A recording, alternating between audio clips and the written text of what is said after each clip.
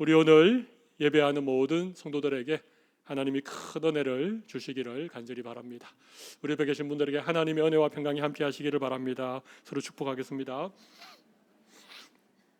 네, 감사합니다. 오늘은 아벨성의 지혜로운 여인, 이런 제목으로 잠깐 말씀의 은혜를 나누겠습니다. 지혜는 진주보다 귀하다, 이런 말씀이 있습니다. 지혜를 얻는 자는 은을 얻는 것보다도, 정금을 얻는 것보다도 더 낫다, 그런 말씀도 있지요. 지혜는 그 얻는 자에게 생명나무와도 같다. 다 잠언 3장에 있는 말씀입니다. 잠언 3장 14절 15절 또 18절 14절을 한번 보실까요? 이는 지혜를 얻는 것이 은을 얻는 것보다 낫고 그 이익이 정금보다 나음이니라. 15절 지혜는 진주보다 귀하니 네가 사모하는 모든 것으로도 이에 비교할 수 없도다. 18절 지혜는 그 얻은 자에게 생명나무라. 지혜를 가진 자는 복되도다. 지혜는 정말 하나님의 축복입니다. 지혜는 은보다 귀하고 정금보다 낫고 그리고 진주보다도 더 귀한 것입니다. 지혜를 얻은 자는 생명나무를 얻은 것과도 같다. 여러분, 지혜로운 사람 한 사람만 있으면 하나님이 그 사람을 통하여 복을 주시죠. 한 가정에 지혜로운 어머니 한 사람이 있으면 그 가정은 하나님의 풍성한 은혜와 하나님의 복을 누리게 되어줍니다. 회사에 참 지혜로운 직원 한 사람이 있으면 그 지혜로운 직원 한 사람 때문에 하나님이 그 직장 가운데 참 놀라운 일들을 행하시지 않습니까? 지혜가 너무 중요합니다. 우리 공동체 안에도 지혜로운 사람들이 있어야 합니다. 지혜로운 사람들이 있으면 공동체가 보호를 받고 공동체 가운데 하나님의 은혜가 주어지는 것이죠. 여러분, 지혜는 세상의 지식과 다릅니다. 지식은 학교에서 배울 수 있습니다. 많은 책을 통하여 습득할 수 있습니다. 그러나 지혜는 그렇지 않습니다. 지혜는 하나님이 특별히 주시는 것입니다. 여호와를 경외하는 자에게 하나님이 지혜를 주시는 것이지요. 아무리 학문이 뛰어나고 지식이 풍성해도 지혜가 없으면 그 많은 학식과 그 많은 지식이 사실은 무용지물이 될 가능성이 많은 것입니다. 저는 오늘 이 아벨성에 살고 있었던 한 여인, 이 여인의 지혜에 대해서 잠깐 말씀의 은혜를 나누도록 하겠습니다. 우리 오늘 본문의 상황들을 좀 이해하기 위해서 제가 잠깐 설명을 드리겠습니다. 여러분, 압살롬, 다윗의 셋째 아들이었는데 아버지를 반역하고 쿠데타를 일으켰습니다. 굉장히 어려운 상황이었지만 하나님께서 아히도벨의 그 계략은 무너뜨리시고 후세의 계략을 통하여서 하나님께서 이 압살롬의 반란을 평정시켜 주시지요. 나라가 이런 큰 어떤 반란을 한번 겪으면 그 불씨가 남아 있는 것입니다.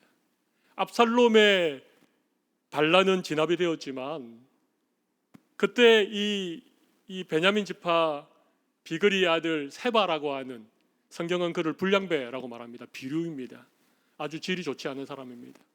이 세바가 불만을 품고 있는 이스라엘 사람들을 선동하여서 또 다른 난을 일으킵니다. 이게 세바의 난입니다.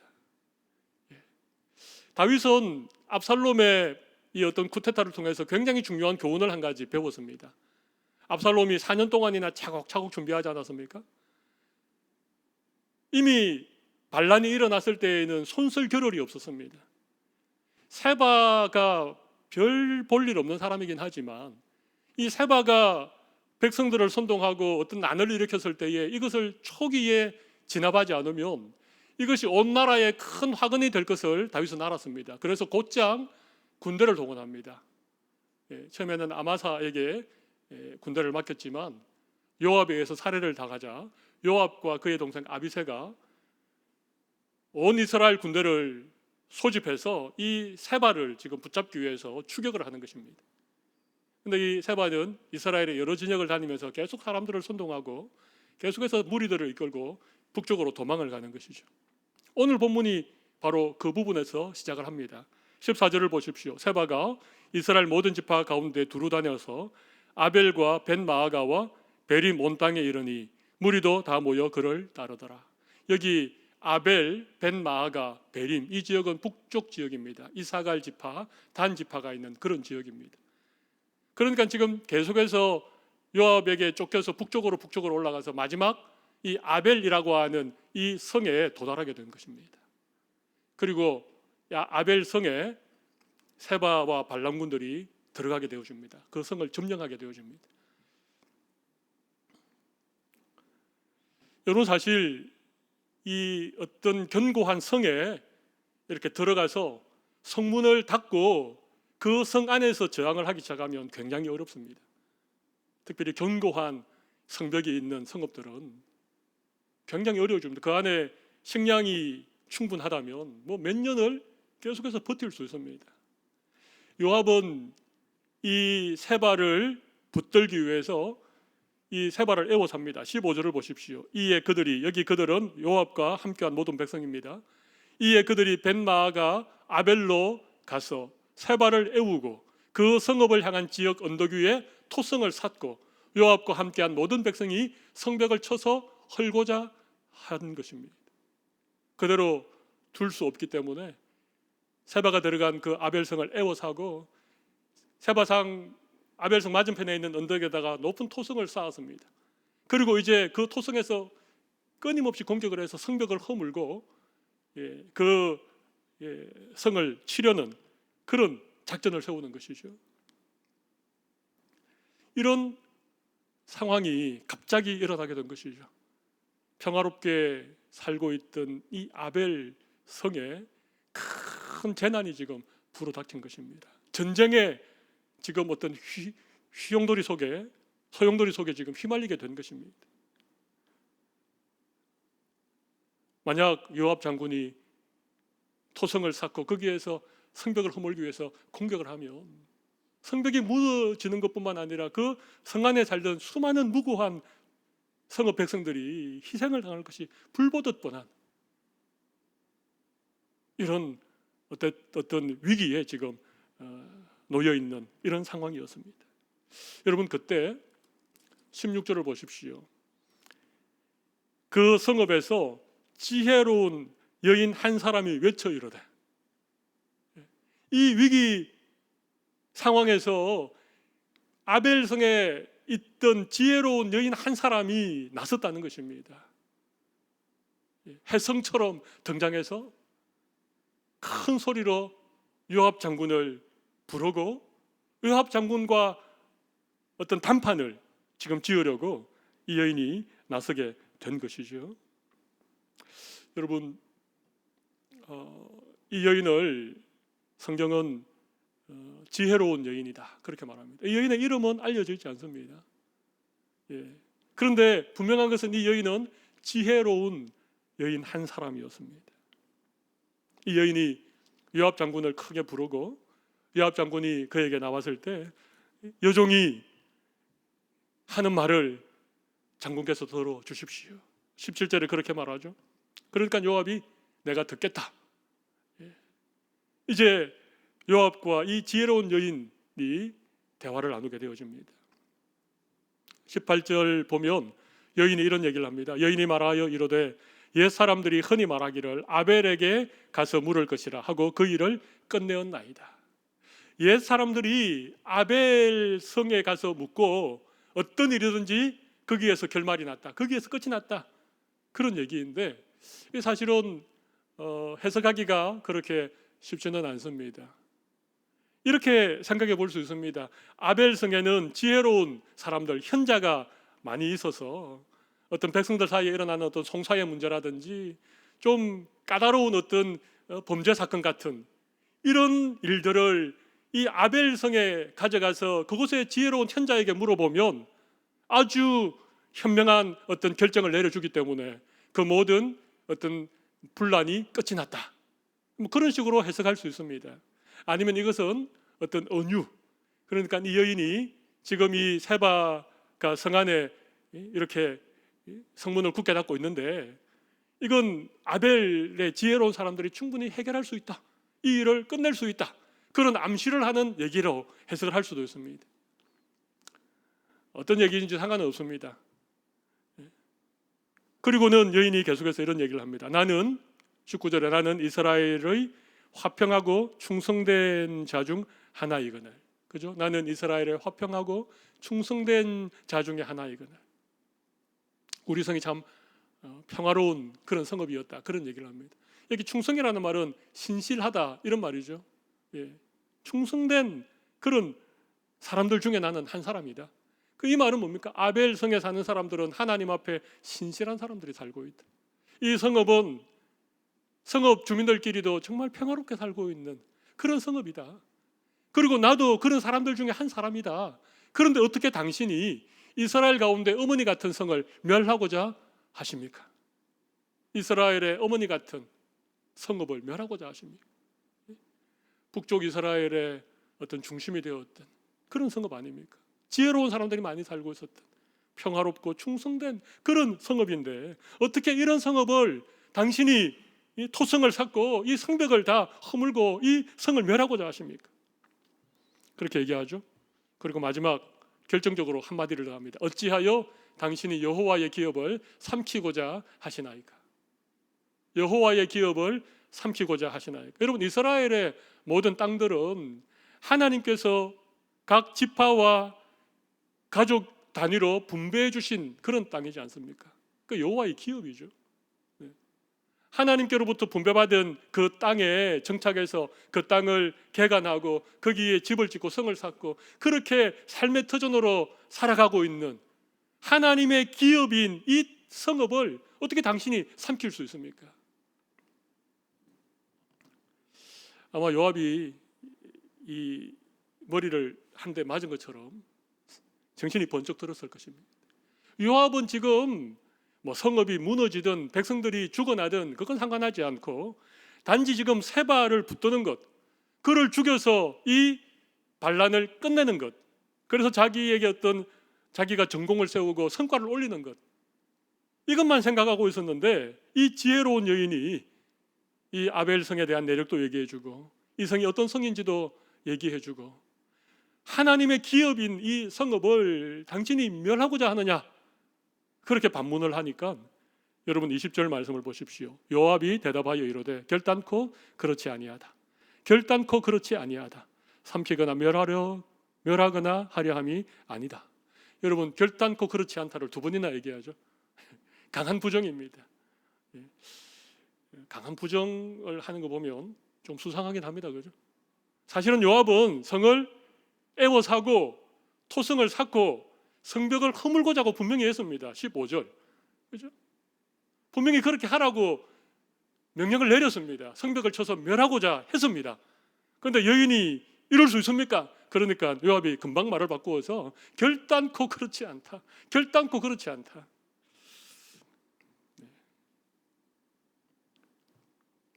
삼키거나 멸하거나 하려 함이 아니니 21절 이 일이 그러한 것이 아니니라. 에브라임 산지 사람 비그리의 아들 그의 이름을 세바라 하는 자가 손을 들어 왕 다윗을 대적하였나니 너희가 그만 내어주면 내가 이 성벽에서 떠나가리라. 그죠? 요압이 제안을 하는 것이죠. 세바 그 반역자 한 사람만 내어주면 우리는 이 성벽에서 조용히 물러가겠다. 그러자 여인이 이렇게 얘기합니다. 여인이 요압에게 이르되 그의 머리를 성벽에서 당신에게 내어 던지리이다. 무슨 자신감일까요? 지금 아벨 성을 점령하고 있는 사람은 세바인데 이 여인 한 사람이 과연 이 세바의 목을 베어서 요압 앞에 던질 수 있겠습니까? 그런데 여인은 장담합니다. 그렇게 하겠습니다. 그리고는 20절, 22절 말씀을 보십시오. 이에 여인이 그의 지혜를 가지고 모든 백성에게 나아가. 여기 지혜라는 말이 또 나오죠. 16절에 그 성읍에 지혜로운 여인 한 사람, 지혜로운 여인이 나왔는데 22절에도 이에 여인이 그의 지혜를 가지고 모든 백성에게 나아가며. 지혜를 가지고 모든 백성에게 나아갔다는 얘기가 무슨 얘기겠습니까? 우리가 충분히 추측해 볼 수 있지요. 지금 문제는 세바, 이 반역자다. 기름 부어 세운 다윗 왕을 이 반역한 이 한 사람만 우리가 잡아서 요압에게 넘겨주면 우리 성읍 가운데 아무도 생명을 잃지 않을 수 있다. 우리의 삶에 터지는 이 성읍이 온전하게 지켜줄 수 있다. 이런 얘기를 했을 것입니다. 지혜로운 말로 사람들의 마음을 설득시키고 그렇게 세바의 목을 요압에게 던졌습니다. 그들이 비그리의 아들 세바의 머리를 베어 요압에게 던지니라. 이에 요압이 나팔을 불매 무리가 흩어져 성읍에서 물러나 각기 장막으로 돌아가고 요압은 예루살렘으로 돌아와 왕에게 나아가니라. 일촉즉발의 위기에 있었던 이 아벨성, 금방이라도 불화살이 쏟아지고 성벽이 허물어지고 수많은 생명이 빼앗겨야 될 그런 상황에 있었던 이 성읍의 한 지혜로운 여인의 이 지혜로운 이 어떤 행동 때문에 반역은 종지부를 찍었고 성읍은 보존되었으며 모든 백성들의 삶이 다시 회복이 된 것입니다. 참 놀라운 얘기 아닙니까? 그래서 저는 오늘 이 여인에게서 배울 수 있는 지혜에 대한 얘기를 잠깐 하겠습니다. 이 아벨성의 이름 없는 한 여인, 이 여인의 지혜에 대해서 우리가 배울 수 있는 것들이 무엇인가 하는 것입니다. 제가 한 세 가지 주제를 가지고 말씀드리겠습니다. 첫 번째는 지혜는 상황을 이해하는 통찰력이라고 하는 것입니다. 첫 번째가 뭐라고요? 통찰력입니다. 통찰력. 그죠? 지혜는 통찰력입니다. 상황을 바라보고 상황을 이해하고 상황을 꿰뚫어 볼 수 있는 그런 분별력, 그런 통찰력, 이게 지혜라고 하는 것입니다.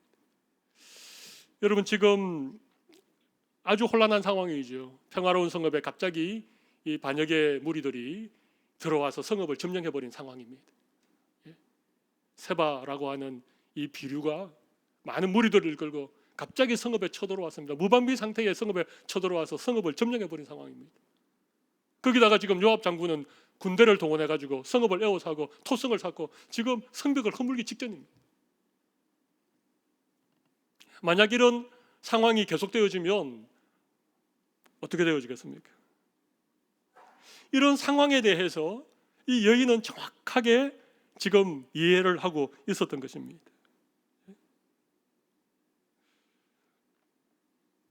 그리고 이 모든 문제의 핵심이 세바라고 하는 반역자 한 사람에게 있다. 이걸 지금 꿰뚫어 본 것이죠. 네. 아마 성 안에 여러 사람들이 있었을 것입니다. 어떤 성의 지도자도 있을 것이고 그 성읍의 장로들도 있었을 것이고 그들도 모여서 뭔가 머리를 맞대고 언언을 했겠지만 사실은 이 상황을 정확하게 꿰뚫어 본 통찰력을 가졌던 이 여인은 지혜로운 여인, 그녀였습니다. 여러분 전쟁이 일어나면 삶의 모든 터전이 한순간에 사라지게 될 것이다. 이게 지금 상황에 대한 정확한 인식이죠. 그래서 이 상황에서 뭔가를 해야 된다. 여러분 팩트가 중요합니다. 상황을 제대로 이해하려면, 그래서 어떤 상황에 대한 통찰력이 생기려면 팩트라고 하는 게 중요하죠. 팩트가 뭡니까? 사실 아닙니까? 사실. 사실이 중요합니다. 여러분 바람결에 들려오는 소문, 여러분 그건 상황을 정확하게 이해할 수 없습니다. 찌라시 뉴스, 소위 정권가에서 어떤 주가에 영향을 미치기 위해서 찌라시 이런 신문을 발행을 하죠, 그죠?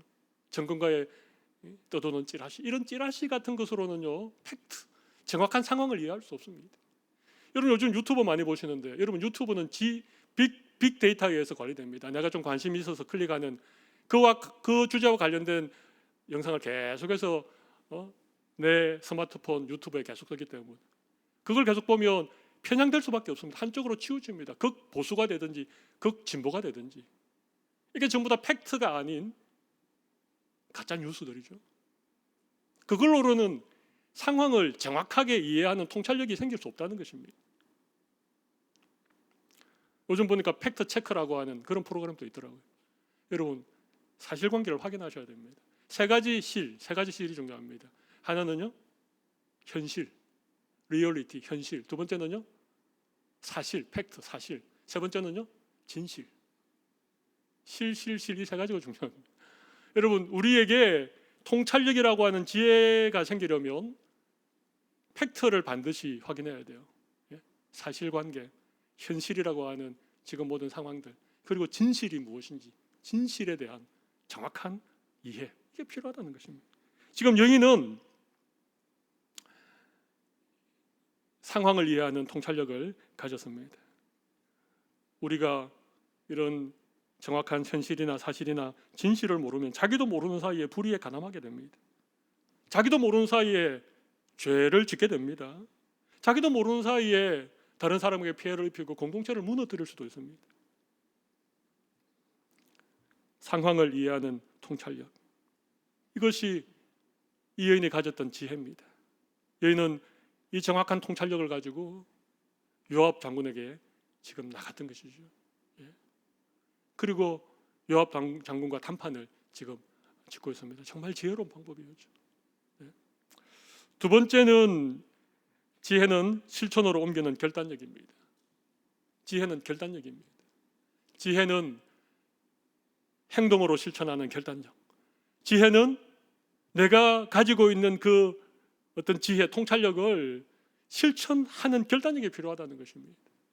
여러분, 행동하지 않는 지식은요, 죽은 지식입니다. 나라가 위기에 처했을 때 수많은 지식인들이 침묵하고 있었지 않습니까? 그죠? 아무것도 하지 않았습니다. 근데 젊은이들이 거리로 뛰쳐나왔죠. 작은 목소리지만 끊임없이 외쳤던 그런 것들이 나라를 위기에서부터 구원하는 그런 원동력이 되지 않습니까? 여러분, 아벨성에 지혜로운 사람들이 많았는데 그 사람들, 이 여인처럼 지금 상황에 대한 인식이 없었겠습니까? 지금이 위기고 지금 이대로 진행되다가는 큰 어떤 사상자가 날 것이라고 생각을 못했겠습니까? 근데 전부 다 주저하고 있었습니다. 누군가 나서겠지, 아니면 뭐 잘 되겠지. 그런데 오직 여인 한 사람, 이 여인이 결단한 것이죠. 요압을 크게 불렀습니다. 여러분, 요압이라고 하는 사람이 그렇게 신실한 사람은 아니지 않습니까? 자기의 목적을 위해서는 사람을 죽이기도 하는 이런 사람입니다. 이 여인이 요압 장군과의談판이 만약에라도 잘못되면 어떻게 되겠습니까? 자기의 생명도 보장할 수 없는 것입니다. 만약에 세바의 스파이로 오인을 받아가지고 그럴 수도 있지 않습니까? 근데 이 여인은 결단했습니다. 제가 최근에 읽은 책 가운데 하얼빈이라고 하는 김훈의 신작 소설, 팩션 소설이 있습니다. 팩션은 팩트와 픽션을 이렇게 합성어입니다. 사실에 기반한 소설이죠. 안중근 의사에 관한 얘기였습니다. 하얼빈역에서 이토 히로부미를 총으로 그렇게 쏘는. 여러분, 그 당시 얼마나 많은 대한제국의 지식인들이 있었겠습니까? 근데 그것을 실행으로 옮긴 사람은 안중근 의사였습니다. 일본에 유학을 다녀오고 선진 문물을 배우고 정부의 고위직에 앉아서 나라를 좌지우지하는 사람들이 얼마나 많았겠습니까? 근데 그들은 그냥 을사늑약, 을사조약에 서명했던 사람들입니다. 그러나 함경도 땅에서 그렇게 많이 배우지 못했던 사냥꾼 출신의 이 안중근이라고 하는 이 사람이 결국 이토 히로부미가 살아있었으면 만주 지역과 중국 본토가 일본에 점령당하는 것은 훨씬 빨랐을 것입니다. 왜냐하면 이 이토 히로부미의 머릿속에서 모든 이 조선을 침략하고 중국을 먹으려고 하는 그런 계획들이 그의 머리에서 나왔기 때문에 그렇습니다. 행동하는 지혜, 이것이 참된 지혜입니다. 행동하지 않는 지혜, 이건 죽은 지식에 불과하다는 것입니다. 우리 이런 얘기 있지 않습니까? 웅변은 은이고 침묵은 금이다. 그죠? 이런 얘기를 너무 많이 들었습니다. 가만히 있으면 2등은 한다. 그래서 사실은 내가 현실에 대해서, 상황에 대해서 정확한 어떤 이해를 가지고 어떤 통찰력이 있음에도 불구하고 용기가 없기 때문에, 그걸 행동으로 옮기는 실천력이, 결단력이 없기 때문에 우린 주저하고 있습니다. 만약 이 여인이 주저했더라면, 그래서 아무도 요압 앞에 나서는 사람이 없어더라면 어떻게 됐겠습니까?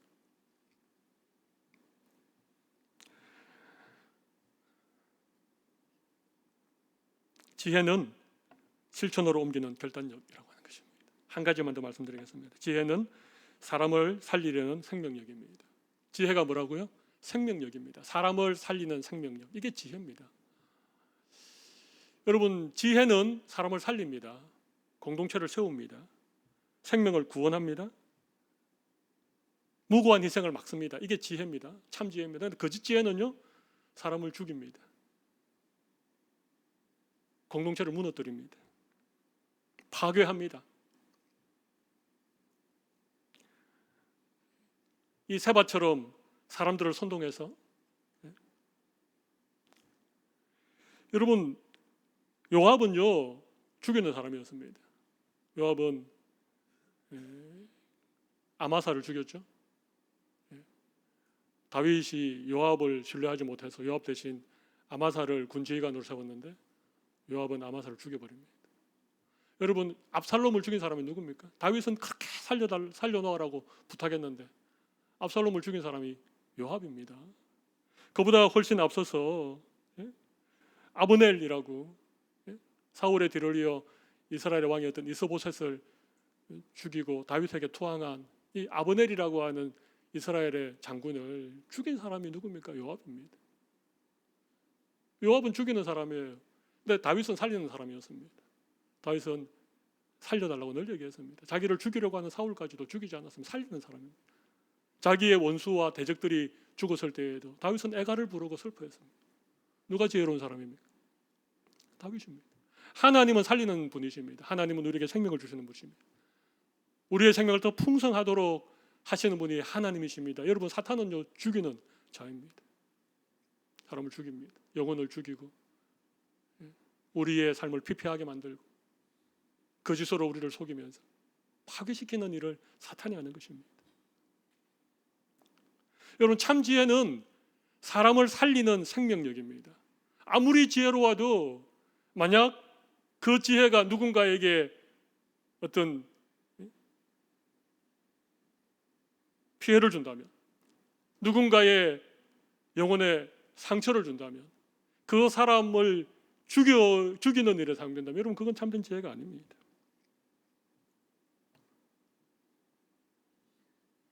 아무리 옳고 아무리 정당하고 아무리 필요한 일이라도 그것이 사람을 죽이고 공동체를 무너뜨리는 일이라면 그건 어리석은 일입니다. 그건 지혜로운 일이 아닙니다. 여러분, 이 여인은 지혜로 말미암아 성읍을 살렸습니다. 성읍 백성들의 생명을 지켜냈습니다. 여러분, 이게 참 지혜 아닙니까? 이게 참 지혜죠. 지혜로운 어머니가 있으면 가정이 살아나게 됩니다. 지혜로운 직원이 있으면 그 회사가 살아나게 돼요. 지혜로운 권사님이 계시고 지혜로운 성도들이 있으면 공동체가 살아나게 됩니다. 왜냐하면 지혜는 사람을 살리는 생명력이기 때문에 그렇습니다. 저는 오늘 이 아벨 성에 이름 없는 한 여인, 지혜로운 한 여인이 어떻게 위기에 처해 있는 아벨 성읍을 살려내었는가, 이런 점들에 대해서 말씀을 나누었습니다.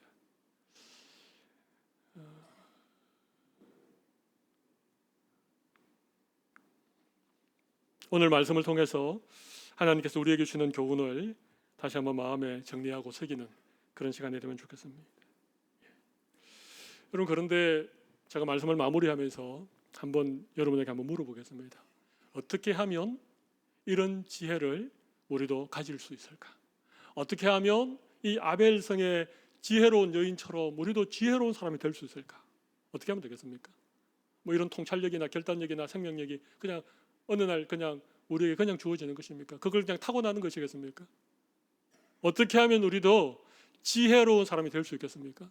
첫 번째는요, 여호와를 경외하는 것입니다. 여호와를 경외하는 것이 지식과 지혜의 근본입니다. 너무 우리가 잘 아는 말씀이죠. 여러분, 하나님을 경외한다는 게 어떤 의미겠습니까? 하나님을 두려워한다는 것입니다. 그죠? 내가 언제나 하나님이 지켜보는 가운데 내가 살아가고 있다. 그게 하나님을 경외하는 것입니다. 내가 어떤 말을 할 때 하나님이 내가 이렇게 말하는 것을 지켜보고 있다. 내가 하나님이 무서워서 내가 차마 이렇게 말하지는 못하겠다. 그거 아닙니까? 내가 어떤 행동을 하고 어떤 결정을 할 때에 하나님을 경외한다는 게 뭡니까? 하나님이 두려워서 내가 악한 생각, 나쁜 말, 속이는 어떤 행위, 그걸 못하는 것이 그게 하나님을 두려워하는 것이고, 그런 사람들은 반드시 지혜롭게 되어 있습니다. 반드시 지혜롭게 되어 있습니다. 하나님을 경외하는 게 지식의 근본입니다. 하나님을 두려워하는 것이 지혜로운 사람으로 나아가는 첫 번째 걸음이라고 하는 것입니다. 두 번째는요, 오늘 여인이 19절에 보면 이런 얘기를 합니다. 나는 이스라엘의 화평하고 충성된 자 중 하나입니다. 나는 이스라엘의 화평하고 충성된 자 중에 하나입니다. 그죠? 화평이라는 말은 뭡니까? 이 관계입니다. 관계, 좋은 관계들. 그죠? 예. 하나님과의 관계나 성읍 주민들과의 관계나 화평한 사람이라는 거예요. 충성된 사람은 뭡니까? 하나님 앞에 신실한 사람입니다. 한결같은 사람입니다. 하나님 보시기에 부끄러움이 없는 그런 사람이 충성된 사람이죠. 그러니까 이 여인은요, 꿀릴 게 없었습니다. 당당했습니다. 자기의 삶에 대해서 당당했습니다. 언제나 당당했습니다. 그러니까 이 여인의 지혜는 결단력이 있는 지혜가 된 것이죠. 여러분, 우리 마음에 어떤 이중적인 어떤 생각을 품는다. 그죠? 어떤 악한 어떤 의도를 가지고 있다. 여러분, 이러면 우리는 절대 지혜로울 수 없습니다. 그 죄가 우리의 지혜를 가리기 때문에 그렇습니다. 그러니까 이 여인이 나는 화평한 사람 가운데 한 사람입니다. 나는 충성된 사람 가운데 한 사람입니다. 그런 삶을 살았기 때문에 이 여인은 지혜로운 그런 여인이었습니다.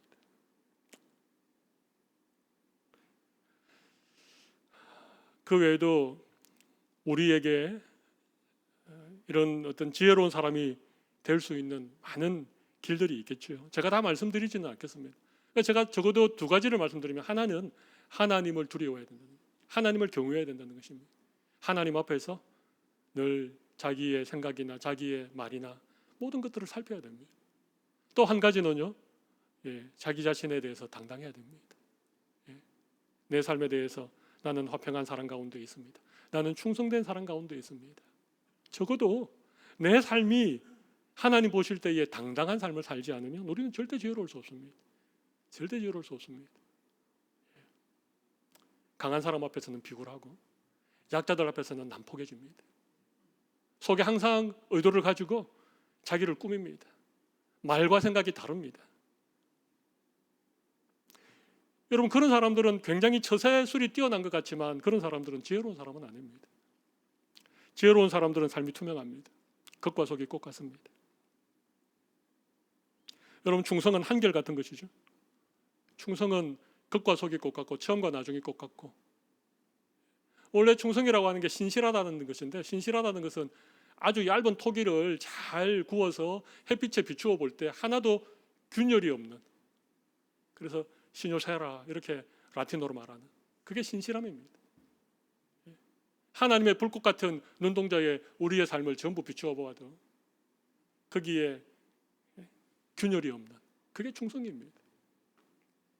내가 하나님 앞에 충성스러운 사람이 되는 것, 이게 지혜로운 사람이 되는 그런 비결이죠. 저는 우리 성도들이 지혜로운 여인처럼 지혜로운 사람이 되면 좋겠습니다. 여러분의 가정에 지혜로운 어머니가 되시면 좋겠습니다. 그렇죠? 지혜로운 아내가 되면 좋겠습니다. 지혜로운 아내가 있으면, 현숙한 여인이 가정에 있으면 그 가정은요 점점 잘 되어집니다. 근데 어리석은 여인, 이런 여인들은요 집안을 힘들게 하지요. 저도 목회자로서 지혜로운 그런 목회자가 되면 좋겠습니다. 공동체를 잘 섬길 수 있는, 정말 우리 공동체가 더 건강한 공동체가 되고 더 하나님의 나라를 경험할 수 있는 그런 공동체로 섬겨가는 그런 목사가 되면 좋겠습니다. 저를 위해 기도해 주시기 바랍니다. 어리석고 부족한 그런 종이지만 여러분들이 기도해 주셔서 지혜로운 그런 목회자가 되면 좋겠습니다. 저는 우리 교회 장로님들이 지혜로운 장로님들이 되면 좋겠습니다. 우리 교회 권사님들이 지혜로운 권사님들이 되면 좋겠습니다. 근데 우리에겐 참 지혜가 없습니다. 오늘 말씀을 통해서 하나님께서 위기에 처해 있는 아벨성을 이 한 여인, 지혜로운 여인을 통하여 구원하셨던 것처럼 지금 여러 어려움이 있는 우리 공동체 안에도 하나님께서 지혜로운 사람들을 통해서 이 공동체가 회복되어질 수 있도록 하나님 은혜 주시기를 간절히 바랍니다.